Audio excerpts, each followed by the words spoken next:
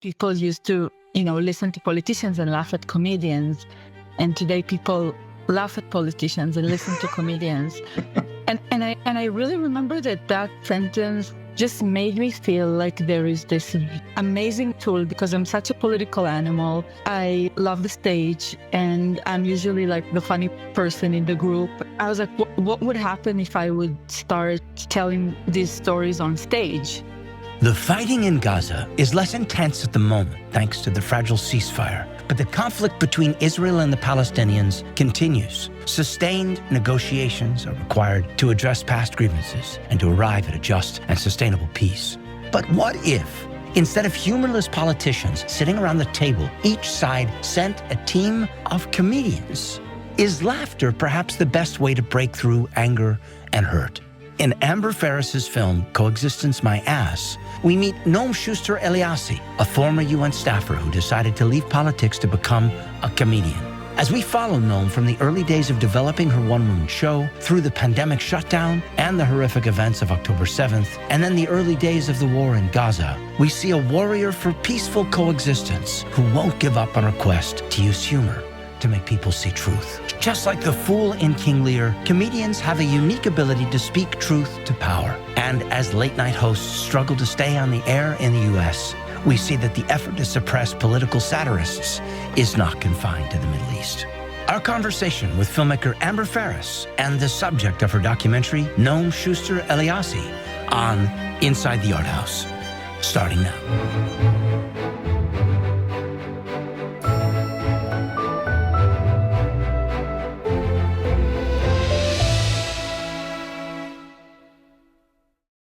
Hi there, my name is Greg Lumley, and welcome to another episode of Inside the Arthouse. Today I'm flying solo. My co-host, Raphael Sparge, he's a working actor, and he's working. So I'm going to handle this one on my own, and I'm excited to do so. Today we're here to talk with film director Amber Ferris and documentary subject Noam Shuster Eliassi about the new film, Coexistence, My Ass, with an exclamation point.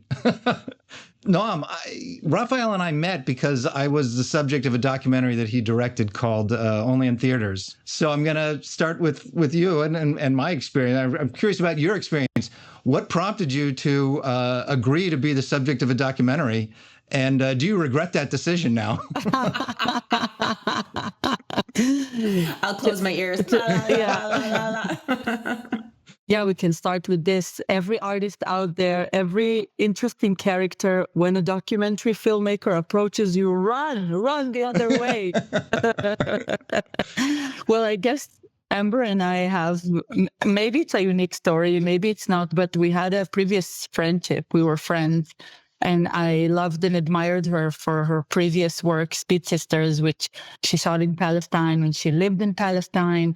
I was working in the UN at the time, and I was kind of like hanging out a lot with my friends in Ramallah and in the West Bank, and we kind of like passed very similar circles, and we became friends. Amber, it's the first interview where I say this story. Usually you say how we met. And, when I kind of made when I left the UN, aka they fired me, and I started using the tool of comedy to, cope with the life and the messiness here. Amber was following, but she already left Palestine. And then it's not until I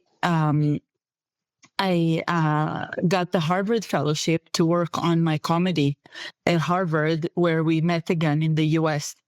Amber, so I guess from your part in this story, the film takes place, you started making one movie, which is about Noam and the creation of a one-woman, stand-up comedy show, and then events intervene. We have to deal with a pandemic and now a major international conflict of a war in Noam's home country. How did you go with the flow, or when did you know that you had to make a different movie, that you couldn't make the movie that you originally thought you were going to be making? Well, the film that I originally thought I was making was with Noam, a short film, first of all. Noam likes to say, I can't make a short film because she's 6 feet tall, but I can. It was supposed to be, I was thinking it was going to be a short film of Noam becoming a comedian in the United States and performing on campuses like during the 2020 election is kind of what I thought the premise of the film was going to be like. And obviously, COVID was the first obstacle and then after that we thought, oh, maybe it's a film about COVID and about Noam, coming back to Israel and using her comedy, her voice to recenter herself to fight for justice within Israel. And then, it just, one thing after another. There was COVID, and then there were, Black Lives Matter was happening in the United States, and the Balfour protests were happening in Israel, and that felt like it was a really big thing. And then, in 2021, there were, another flashpoint. Like everything just felt like it was like the biggest thing that could possibly happen. We just kind of, went flowed with it. Like I, once COVID happened, I realized, well, I'm not able to film with Noam, and we had her film herself and had people around her when she was in the hotel filming.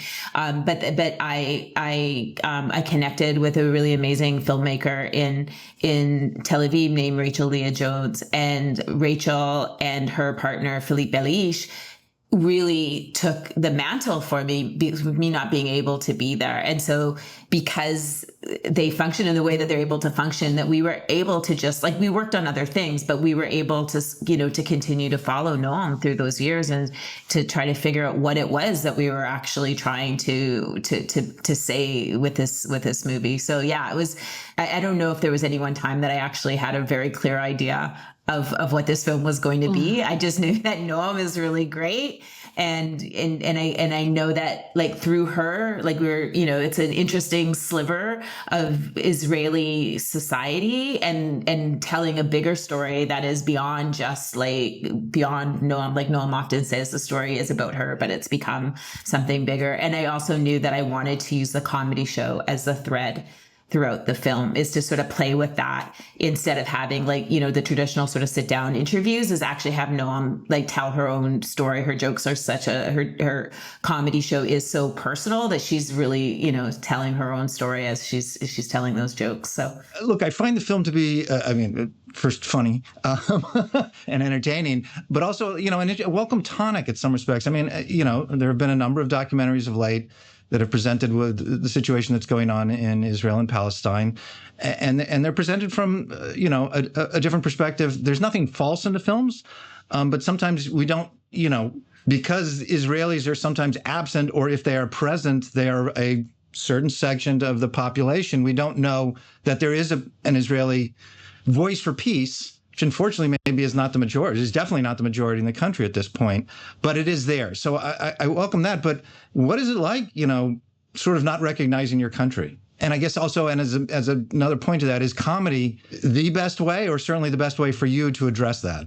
It's interesting that you said the sentence, not recognizing my country. What do you mean by that? And what's behind the sentence for you? I guess for me, it's kind of like there are times when I don't recognize the United States. And, the film has things to teach us, not just about what's going on in Israel and, your personal relationships and with things, but the larger culture where you start looking at it and saying, there's something that just doesn't feel like this was what I thought my country was about. I know I feel that way, even as I acknowledge that it's a democratic society. And this is, we elect the leaders that we elect. I have sympathy for Americans and Israelis who can no longer recognize their countries. But as an Israeli Jew who grew up with Palestinians and have known for decades what Palestinians are going through under Israeli occupation, discrimination, ethnic cleansing, and apartheid, unfortunately, I recognize it very well. This was written on the wall. This was coming. And my comedy is political, was always political, because I wanted to show a voice of resistance to fight against it, to challenge the power dynamics. But I recognize this very well. This is a result of a process of dehumanization of Palestinians for many, many, many years. And I think when Amber was documenting me throughout the years, a lot of Israeli comedians who, let's say they're liberal and they're in my circles and whatever, there was always this underlying kind of feeling like, oh, here comes Noam, who is going to speak about the elephant in the room. she's going to have like political content. We're speaking about our dicks. Sorry, can I say dirty words on this podcast? Well, you got ass in the title of the film, so exactly. Yeah, I'm not sure the dicks is a problem. Yeah, we're gonna speak about Tinder and our sex life, and here comes Noam, and of course she has more to offer, but she's the comedian who like speaks Arabic, and she's the comedian who is like on the side of Palestinians, and she will make that present way before October 2023. The fact that we have normalized for so many years living when I, as an Israeli Jew, have so much more rights and privileges than the Palestinians that I grew up with. And this kind of normalization, and the fact that people have even used the term democracy to a country that treats its own Palestinian citizens, as second-class citizens. And so it's really not about, not recognizing my country. It's about coping right now with the fact that what I feared the most and what we've warned about the most is unfortunately happening. And it's a very, very devastating feeling to watch my society complicit and also participating just to some percentage in this genocide, and so it's very, very difficult. But there is no option for me but to speak to the truth of it. But using humor. I mean, there's a long tradition of that. I mean, the most honest character in King Lear is the fool, right? So, yeah. Of course. Yeah, I mean, Amber, did you want to touch that one? But I think she uses humor, but she also uses her platform in ways that aren't just with humor as well. Right. I think that somebody like Noam, who isn't new to this, sort of uses her platform in whatever way works at the time, and humor is like just one of her tools in her arsenal, I feel like. Well, can a comic be more honest? Yeah, I think this is what happened to me when I said goodbye to like the diplomatic, the suits, the UN cars, all the reports and all the speeches where I had to choose my words very carefully. The comedy allows us to kind of be limitless and have a messy narrative and use all our languages and be very, very, very frank and very, very honest in ways where I could say much more radical things through humor and therefore reach also many, many more people. But I have to say that the process of these last 2 years has been also confronting the fact that comedians can also use comedy as propaganda, like a lot of comedians in the US who have directly contributed to the election of Trump, to be honest, and have used the platform. Also here in Israel, we have comedians who have been using the platform to entertain the war to some extent, to do comedy shows in army bases right before soldiers go into Gaza to do war crimes. So it's also like this process of realizing, that this tool, as much as it is powerful to speak truth to power and to shake the system it can also be used as propaganda. And I think the role of comedians like me is to, stay with the very important traditional role of comedy, which is to challenge, not to go to Saudi Arabia to entertain the royal family. Yeah. I wasn't invited to that festival, if you're wondering. Yeah, I'm thinking of all the boxes that you don't check going to Saudi Arabia. Yeah, no, it was like, woman, Jew, come here, okay. Yeah. Even as you would be able to address the audience in their native language. Yeah. No, but it's interesting you bring up obviously as we're recording this, we've just gone through a major thing here in the United States where a comedian was roasted over a fire, and to some extent, we've seen the fact that there was some pushback maybe shows that there is a limit to what power can do when they try to bring their power, when they try and bring artists, especially comedians or pop artists, under control. You may not agree with what Jimmy Kimmel says, but if you find him funny, he's going to be back on the air. Yeah, it depends on the identity also of the comedian, probably. I have a Palestinian comedian friend who has, been arrested for telling jokes, and also, in the U.S., like Mahmoud Khalil, for he was arrested for what, 3 months or something. He didn't have like the magnitude of having the audience, yeah. Yeah, there's a lot of stifling of speech that's happening. We don't need to go to Saudi Arabia to have our speech stifled. It's happening right here in America. So, in all kinds of ways. And interesting. And yeah. Chappelle said that he's free to say more in Saudi Arabia than he is in the United States. I mean, that's what he said. But I'm just, I think we have to take a look at what is actually happening in the United States right now, and about free speech, and who that is allowed to and who it's not. Right. Well, and that's where I think the film arrives at an interesting time, because it's very specifically about someone who is using comedy to address this situation. But I think there's a bigger picture of, as I pointed out, about using comedy in all kinds of situations. I mean, you even point out in the film, the president of Ukraine is a comedian. Actually, do you want to talk about that? I mean, how was he an inspiration, beyond what you say in the film on that subject? But as I recall, the election of Zelensky was at some level a pivotal moment for you. Yeah, I think that, if we go back to sort of like around 2017, where I made this choice, and there was a real feeling like, I remember there was this viral tweet at the time, but I have to look back and see like who wrote it originally, where it said that people used to, listen to politicians and laugh at comedians. And today people laugh at politicians and listen to comedians. And I really remember that sentence and the election of Zelensky, and seeing, for example, how comedians like Trevor Noah, for example, he was able to really export a story from apartheid South Africa into out to the world in a language where so many more people could understand like the nuances of what it was like to grow up and, during apartheid South Africa and everything. And I remember that all of these things combined just made me feel like there is this very, amazing tool, because I'm such a political animal and I love the stage, and I'm usually like the funny person in the group. I was like, what would happen if I would start telling these stories on stage? When you are documented throughout the way, and you bomb and you screw up, kind of, and you're trying to kind of find your way. It wasn't always very flattering, Amber. Filmed me so many times where I didn't do well, and I was figuring out what the hell am I doing? And then the political circumstances kind of influence what I'm doing, because the politics matter to me so much. I can never really do something that is detached from it. And so when Zelensky was elected, I was like, this is so funny that a Jewish comedian is literally made a satire about becoming the president, and he became the president. Yeah.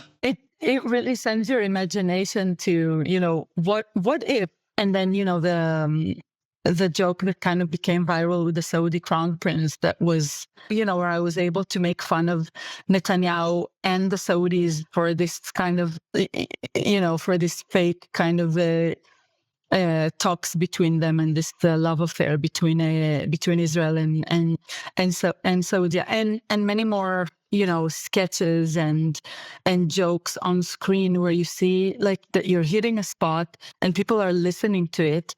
And as somebody who gave speeches at the UN where, 10, 20 people were listening, suddenly a joke can be really viewed by 20 million people. It's really crazy.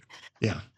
I think one of the things in the film that's really funny though is like when that comes on, like the MBS joke, and then when Noam sings, is that you can tell the Arabs that are in the room that actually speak Arabic and can understand what she's saying that isn't being translated, and they like the laughter is like they get it in a way that isn't, that's also one of the difficult things, is when Noam is speaking so many different languages and that they have to be translated, there's sort of a barrier there. So in that film, when there's people that speak Hebrew and people that speak Arabic, and they kind of laugh at different times and take different things from the film. So I think that's really, and that's really amazing as well, You know what? Let's take a quick look at the trailer for the film, because it's a terrific trailer, and I'd love to show it to our audience. So here's the trailer from the film, Coexistence, My Ass. When I tell people, I'm writing comedy, they're like, what? And then I have to explain. I was at the UN, I was trying to make peace, and I couldn't do it. So now I'm doing it through comedy. مرحبا كيف الأجانب رح يفكروا إنه كل العرض رح يكون بالعربي. We're like, who is this tall lady? Is she Iranian? Is she Jewish? Is she Arab? Should I be boycotting this show? Noam Shuster. Noam Shuster. Noam Shuster. Shalom, Noam. Woo! Mazel tov. My parents said, let's not raise our kids to be normal Israelis. Let's move to the only place in the country where Jews and Palestinians live together by choice. Dreaming of peace. Dreaming.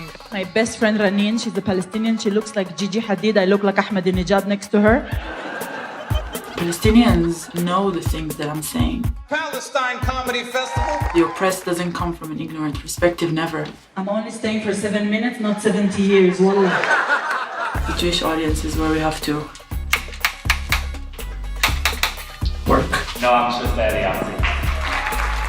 Not a good time to be leftist in Israel. Not fun. It's like nodding down. I just read the news. You're fucked. אם אין דו-קיום פה, הרי יהרגו אותי. כאילו, אם אין דו-קיום פה, זה אומר שאין חיים לערבים פה. In a 24 hours, 1,000 people were killed in Gaza Strip. המטרה שלי לא לאחד. המטרה שלי היא להראות קול של התנגדות לכוח מטורף פה שכולם נסחפו אחריו, כמו עיוורים. אין דבר כזה דמוקרטיה רק ליהודים! My name is Noam, and this is my show, Coexistence My Ass.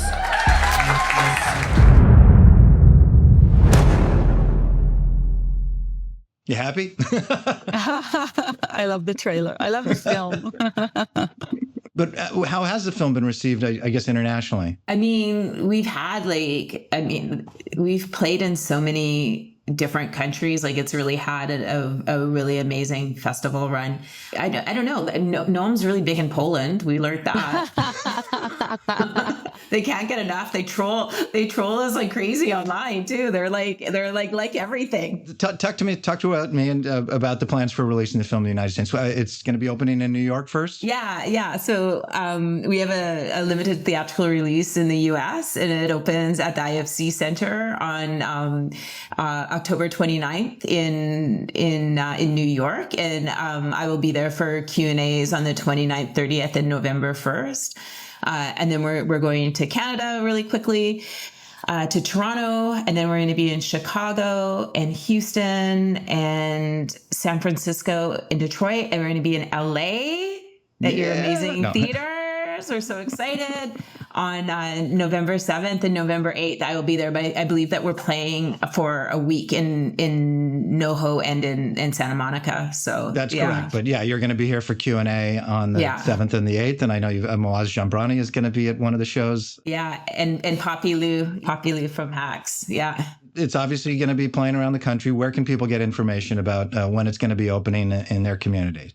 www.coexistencemyass.com. Well, again, it's a super provocative film and super funny. But you go through a range of emotions. Obviously, I think you're not shying away from showing some of Noam's frustrations. I mean, the scenes where you were at the democracy protest, and as you show in the trailer that you're screaming that it's got to be democracy for everybody, not just democracy for some, and it's very powerful. I'm sure also at some level quite frustrating. But I love that you are still speaking truth to power in the way that you see best. So I think that's fabulous, and in that way, the film has a lot to say to everybody. It's not just about what's happening in Israel and Palestine right now, but it's I think there are lessons to be taken from the film about any time we're fighting for something that we believe in. See the film and take some inspiration from that. Again, the film is Coexistence My Ass.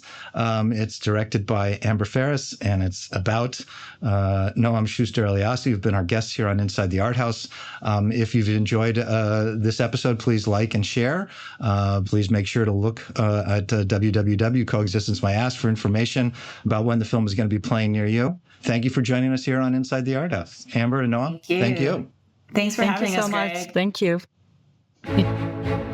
Our show is produced by Raphael Sparge with on-site producer Norrin Dickerson. Supervising producers are Thomas Cassetta and Miles McCreary. Our show was edited by Gabriel Emley and sound mixed by Thomas Cassetta. Our musical theme was composed by Isabel Engman and Gerardo Garcia Jr. Marketing by Gabriel Emley. Show graphics by Jenna DeAngelis. Additional marketing and web design by Stephanie Peters. Filmed at the historic Lumley Royal Theater in Los Angeles, California. See you next time on Inside the Arthouse. If you like today's show, please consider subscribing to our channel to learn more on Inside the Arthouse.